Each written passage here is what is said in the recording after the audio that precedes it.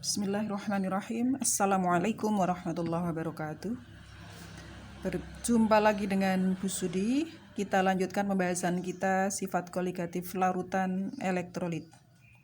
Sifat koligatif larutan elektrolit berbeda dengan sifat koligatif larutan non-elektrolit yang sudah kita bahas kemarin. Itu adalah sifat larutan koligatif larutan non-elektrolit. Sifat koligatif larutan non-elektrolit. Nah, yang membedakan tentu kalian tahu larutan elektrolit dengan larutan non-elektrolit. Yang membedakan adalah adanya ion-ion yang bergerak bebas itu untuk larutan elektrolit. Ini akan berpengaruh kepada sifat koligatif larutan. Nah, menurut Van Hoff, besarnya nilai sifat koligatif larutan elektrolit akan lebih besar daripada nilai sifat koligatif larutan non-elektrolit. Yang selanjutnya, Van Hoff menemukan suatu rumusan yang disebut dengan faktor Van Hoff yang dilambangkan dengan I. Jadi nanti ada faktor Van Hoff. Ya, ini akan membedakan larutan elektrolit dengan larutan non-elektrolit. Besarannya adalah dilambangkan dengan I, besarannya adalah 1 plus N min 1 dikali alfa. Di mana I itu faktor Van Hoff, I faktor Van Hoff.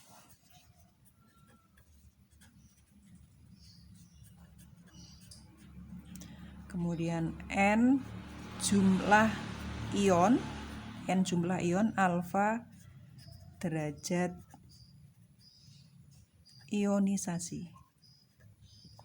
Dengan demikian kita akan mempunyai rumusan-rumusan untuk penurunan tekanan uap, kenaikan titik didih, penurunan titik beku, kemudian tekanan osmotik. Nanti akan ada kita kalikan dengan I, sehingga rumus sifat koligatif larutan elektrolit, sifat koligatif larutan elektrolit sebagai berikut. Yang satu, P-nya nanti maka X P dikali P0 dikali I. Kemudian yang kedua, delta TB KB MI. Yang ketiga, delta TF KF MI. Yang keempat, Pi MR TI. Semua dikalikan I. Kita punya rumus seperti ini. Untuk lebih contohnya akan Ibu sampaikan contoh soal, kita kerjakan. Tolong diperhatikan contoh soal.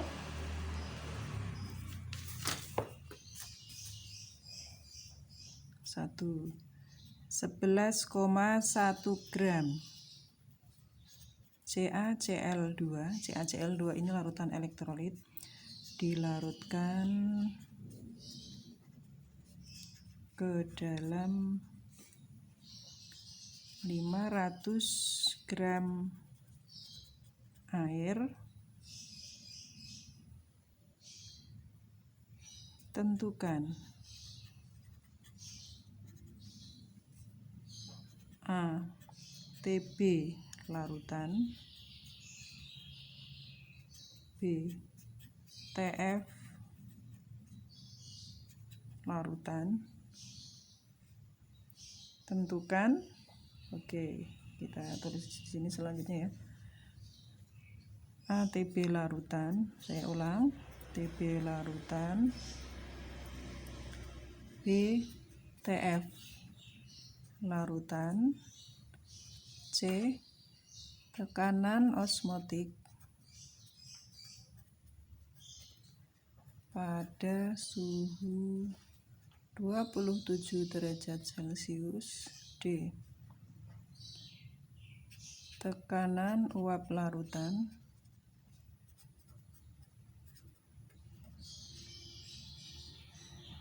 jika pada suhu 27 derajat Celcius tekanan uap murni air, tekanan uap air sama dengan tekanan uap airnya 26,74 cm3.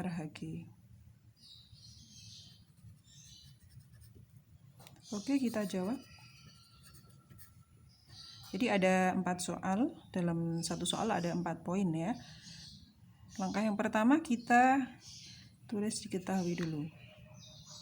Diketahui, di sini diketahui apa ya? 11,1 gram berarti G 11,1 gram.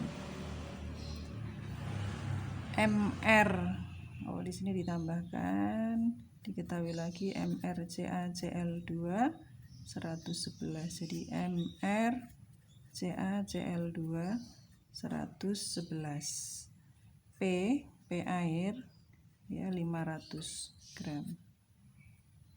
Kemudian T-nya, nanti untuk mencari Pi ada T 27 derajat Celcius, kita ubah ke dalam Kelvin ditambah 273 sama dengan 300 derajat Kelvin. Kemudian ada lagi P0 air pada suhu 26 pada suhu 27 derajat Celcius adalah 26,74 cm3. Satu lagi tetapan gas ideal R 0,082 liter atmosfer per mol derajat Kelvin. Kemudian yang ditanyakan delta TB larutan, kemudian B TF larutan, C nya TF larutan, C nya Pi, kemudian D P larutan CaCl2. Kita jawab sudah D3. Kita cari M dulu. Kita cari M, kita cari I. Ya, jadi molalitas itu G per mR kali 1000 per P. G-nya berapa tadi? 11,1, mR-nya 111, P-nya 500. Coret-coret ini 2, di sini 10, berarti 0,2 molal. Sedangkan I untuk larutan elektrolit CaCl2I dari CaCl2. Cl2 itu larutan elektrolit kuat. Kalau larutan elektrolit kuat itu alfanya 1, jadi terionisasi sempurna. Jadi alfanya 1, maka kita cari I sama dengan 1 ditambah N-1 dikali alfa. 1 ditambah N-nya, oke, N sekarang. N dari CaCl2. N itu jumlah ion. Kita lihat di sini ada, untuk mempermudah, ini Ca-nya berapa, Cl-nya berapa, gitu aja. Berarti Ca-nya 1, Cl-nya 2. Jadi N-nya adalah 3. 3 dikurangi 1 dikali 1. Jadi 1 ditambah 2 kurangi 1, 2 kali 1 itu 2. Berarti I-nya sama dengan 3. Baru kita masukkan ke rumusan-rumusan. Yang pertama yang dicari adalah TB ya tadi ya. Maka kita cari delta TB. KB dikali M dikali I. KB-nya berapa? KB-nya tadi diketahui 0, yang sudah pernah kita bahas sebelumnya adalah 0,52, M-nya 0,2, I-nya 3. Itu ketemunya 0,312 derajat Celcius. Kalau TB ketemu, delta TB ketemu, kita bisa mencari TB. TB tekanan titik kenaikan titik didih larutan adalah TB pelarut ditambah delta TB. TB pelarutnya di sini adalah air, maka 100 ditambah 0,312, 100,312 derajat Celcius. Kita ganti ke yang B, TF. TF itu delta TF sama dengan KF dikali M dikali I. KF-nya berapa? 1,86. M-nya 0,2, I-nya 3. Berapa ketemunya? Ketemunya adalah 1,116 derajat Celcius. Maka kita bisa mencari TF. TF itu TF larutan, ya di sini TF larutan ya. TF larutan, di sini juga TB larutan. Maka TF larutan, TF pelarut dikurangi delta TF. TF pelarutnya berapa? 0 dikurangi 1,116. Berarti min 0,116 derajat Celcius. Sekarang yang C, PMRT. Nah, kita anggap molaritasnya, nanti kita anggap M sama dengan molalitas ya. Jadi 0,2 dikali R-nya 0,082 dikali, ini ada kali I, dikali T-nya tadi 300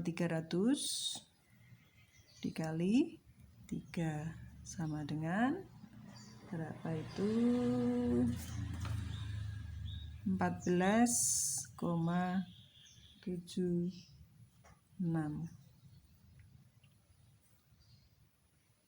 ya. Ini satuannya cm Hg atau mm Hg, tergantung satuannya yang di sini itu. Kemudian yang D itu delta P. P ya, P larutan. P larutan kita pakai rumus XP, X pelarut dikali P0 dikali I. Kita cari di sini. Lanjut sini ya. Untuk mol air kita cari 500 dibagi 18 itu ketemunya 27,8 mol. Kemudian mol CaCl2 11,1 dibagi 111 0,1 mol. Maka kita mencari XP, X pelarut. X pelarut berarti X air dibagi mol air, mol air dibagi mol air ditambah mol CaCl2.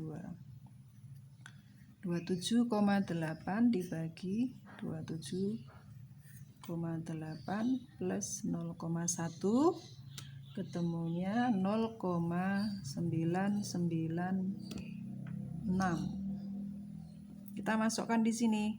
X pelarutnya tadi diketahui adalah 26,74. X pelarutnya ini 0,996 dikali P0-nya, maksudnya tekanan pelarut murninya adalah 26,74 dikali I-nya 3. Ini menjadikan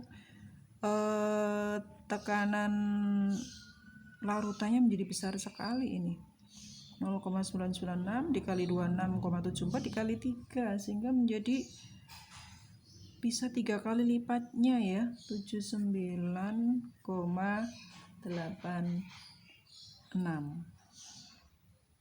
cm lagi. Itu ini tentang sifat koligatif larutan elektrolit. Sampai di sini semoga bisa kalian pahami. Kita nanti akan melanjutkan ke pembahasan-pembahasan yang berikutnya. Sekian.